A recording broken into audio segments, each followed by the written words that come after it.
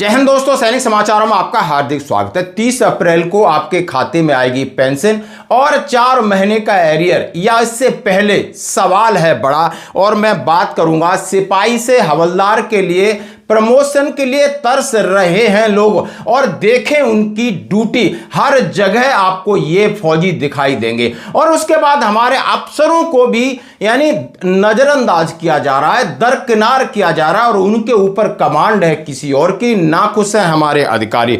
और मैं बात करूंगा दोस्तों, पूर्व सैनिकों को फिर मिलेगा मौका सेना की सेवा के लिए, और साथ ही यानी एक पैरा ट्रूपर मोहित शर्मा शहीद।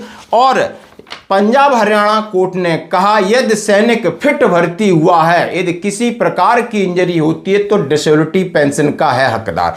तो आइए दोस्तों खबरें करते विस्तार से। सबसे पहले मैं बात करूंगा, सबको इंतजार है इस महीने की पेंशन का पे का। हर कोई सवाल कर रहा है क्या एरियर पहले आएगा या आपका 30 तारीख को ही सारा कुछ क्रेडिट होगा। हाँ जी दोस्तों, अभी तक जैसा हम सभी जानते हैं कि डीए की घोषणा के बाद आधिकारिक तौर पर सरकार ने यानी वित्त मंत्रालय की तरफ से घोषणा हो गई है और डिपार्टमेंटली आपके आदेश निकल चुके होंगे या निकल जाएंगे। पेंशन क्रेडिट मैसेज होपफुली परसों तक आ जाएगा, सारी चीज कंफर्म हो जाएगी और उसके अंदर 60% का डीए लगकर आएगा 100%। यानी आपकी बेसिक है जो 58% था वो 60% के हिसाब से आपकी पेंशन क्रेडिट होगी, और उसके साथ 3 महीने का एरियर अलग से कैलकुलेट होके आपके खाते में आएगा। भले वो एक दिन पहले आए या 30 तारीख को आए, लेकिन 3 महीने का एरियर पक्की तरीके से आएगा। ये बात बिल्कुल कंफर्म है, मैं आपके साथ शेयर कर रहा हूं।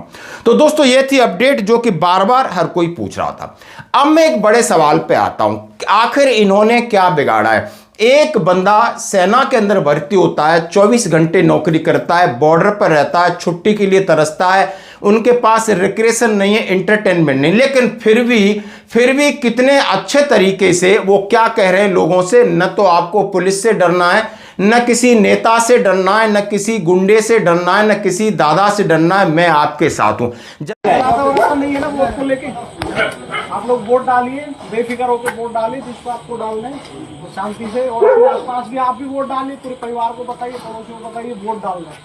कोई सिक्योरिटी का कोई इशू नहीं है, सब सिक्योरिटी टाइट है, हम आप लोगों के साथ खड़े हैं। ठीक है, बेफिक्र होकर बिना किसी लालच प्रलोभन के वोट डालना अपनी ईमानदारी से। ठीक है, हाँ अगर किसी कोई चीज प्रॉब्लम हो तो 1950 1950 कॉल करके हमें बताना, उसके बाद हम देख लेंगे चालू। ठीक है, चलो रहो आराम से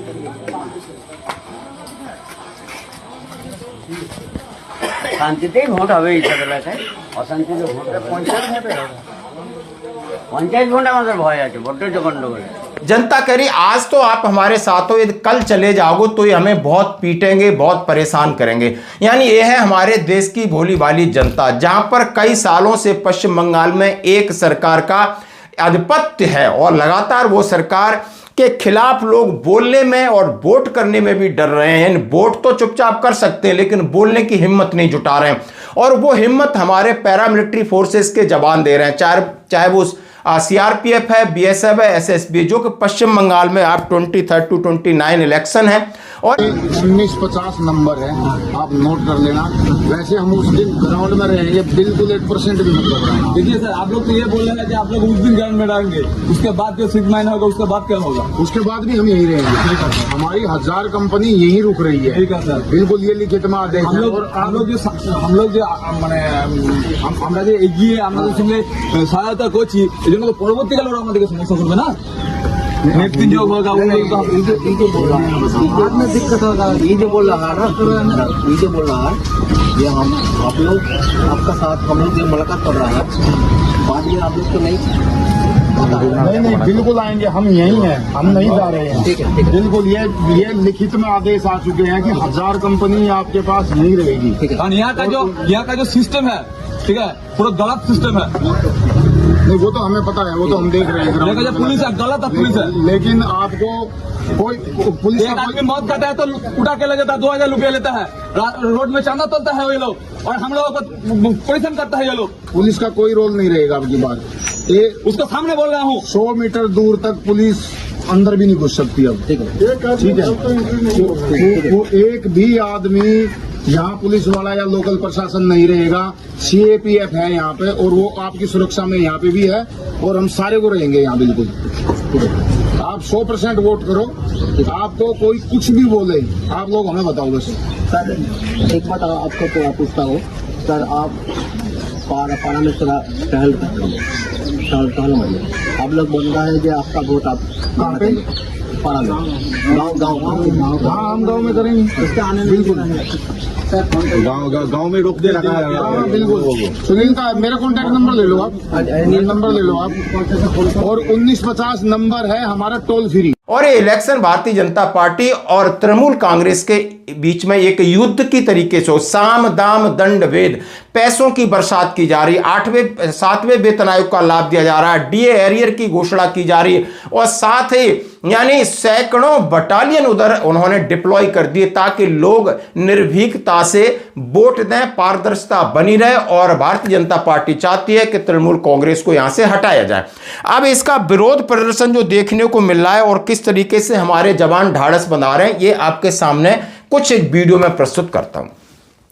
अब ये वो जवान हैं, अब मैं बात करूंगा अफसरों को। अब ये वो जवान हैं और इन्होंने ऑपरेशन सिंदूर पर लड़ाई लड़ रहे हैं, नक्सलवाद प्रभावित क्षेत्र को बिल्कुल शांति कर दी, आपके इलेक्शन करा दिए जाते और वहां पर उन्हें सिपाही से हवलदार प्रमोशन के लिए तरसना पड़ता है। और इनके महासचिव हैं जो पैरामिलिट्री फोर्सेस एसोसिएशन के रणवीर सिंह साहब हैं, हमेशा हर जगह मिलते हैं और ये बात कह रहे हैं कि आखिर कसूर क्या है हमारा। यस, हम विरोध करेंगे आपका, क्योंकि आपने हमारे बुढ़ापे की लाठी, ऑनरेबल दिल्ली हाई कोर्ट ने जो आदेश सुना 11 जनवरी 2023 को, उसके विरोध में आप सुप्रीम कोर्ट चले गए और स्टे ले लिया। बुढ़ापे की लाठी, पुरानी पेंशन की मैं दिक्कत कर रहा हूँ, बहाली की बात कर रहा हूँ। अभी BSF के जवान को 8,000 रुपये पेंशन मिली है, तो वो खाएगा क्या जिसने सरहदों की चाक चौबंद चौकसी की। हम आपका विरोध करेंगे। पहले मैं आपका भक्त था, लेकिन अब मैं अनभक्त नहीं हूं, अर्धसैनिक हूं।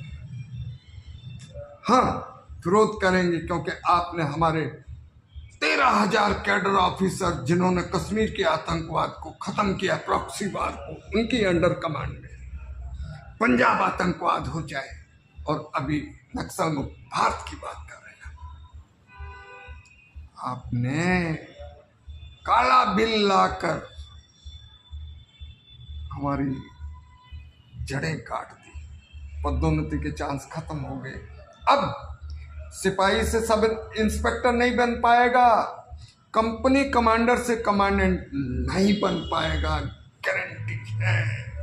क्यों कसूर की बात करें कि हमारे अंदर प्रमोशन ही नहीं है, हमारी पेंशन छीन ली, प्रमोशन छीन लिया और हमारा कमांड छीन ली। और जब कमांड की बात आती है तो IPS को वो कमांड दी गई है और इसके खिलाफ सुप्रीम कोर्ट का भी आदेश था, लेकिन सरकार ने उसको सिरे से खारिज करके नया उन्होंने एक अधिसूचना जारी की कि आपके ऊपर कमांड IPS की ही रहेगी। और जैसा कि आर्मी के अंदर बहुत सारे डिसीजंस होते हैं वो ब्यूरोक्रेट्स लेते हैं, IAS लेते हैं, इसी तरह इनको भी IPS के पद से जोड़ दिया गया है। लेकिन दोस्तों दुर्भाग्य की बात है कि हमारे अधिकारी ऑपरेशन सिंदूर में लड़ रहे हैं, हमारे अधिकारी नक्सलवाद क्षेत्र में लड़ रहे हैं, हमारे अधिकारी जवान शहीद हो रहे हैं, लेकिन कैडर रिव्यू नहीं हो, कैडर के नाम पर आपको IPS को थोपा जाता है।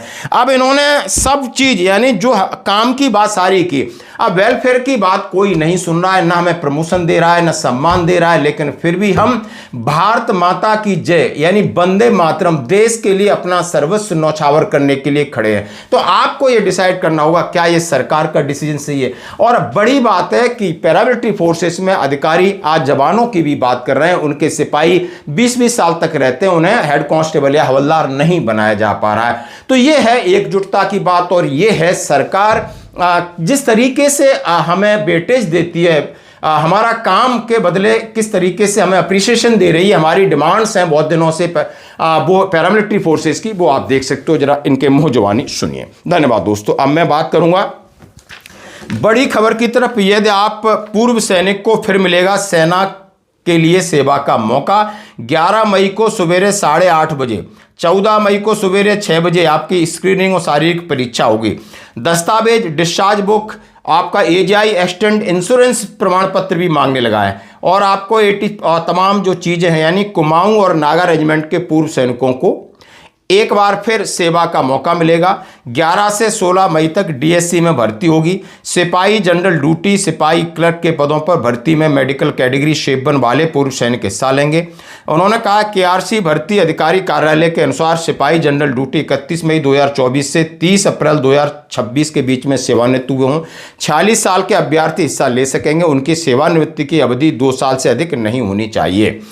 और ये आप देख सकते हो, यदि कोई हमारे कुमाऊं रेजिमेंट से, नागा रेजिमेंट से, तो आप इसका फ़ायदा उठा सकते हैं।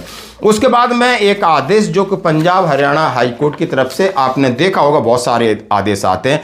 उन्होंने कहा है पूर्व सैनिक और जवानों को अपनी डिसेबिलिटी पेंशन के लिए कोर्ट में आना पड़ता है। एएफटी जब उनके फेवर में डिसीजन दे देती है और उसके बाद सरकार उन्हें डिसेबिलिटी पेंशन नहीं देती। लेकिन ये सरकार को समझना होगा कि भर्ती के समय फिट सैनिक को सेवा के दौरान बीमारी पर मिलेगा लाभ। दिव्यांग पेंशन से वंचित नहीं किया जा सकता। केंद्र सरकार की याचिकाएं खारिज कर दी हैं। सुप्रीम कोर्ट के सिद्धांत का हवाला दिया है कि आपको अपने सैनिकों के बारे में सोचना होगा। यदि आपका डिपार्टमेंट ही इनकी पेंशन के खिलाफ याचिकाएं डालता है तो ये शर्म की बात है। ये आपने देखा। अब मैं बात करूंगा पैरा ट्रूपर मोहित शर्मा टू बियर, देख सकते हो ये शौर्य कमांड में lieutenant general Anindya Sen Gupta GOC in C and all ranks of Shaurya command express deepest condolence of the ultimately demise of paratrooper Mohit Sharma who made supreme sacrifice undergoing training at Himachal. एक युवा है, कितना स्मार्ट है बच्चा, और ये हिमाचल में ट्रेनिंग के दौरान इसका निधन हो जाता है। मैं अपने चैनल की तरफ से ईश्वर से प्रार्थना करता हूं कि अपने चरणों में जगह दे और उनके परिवार को दुख सहने की शक्ति दे। मैं सैल्यूट करता हूं। तो दोस्तों आज की खबर इतनी, बने रहिए हमारे साथ। धन्यवाद।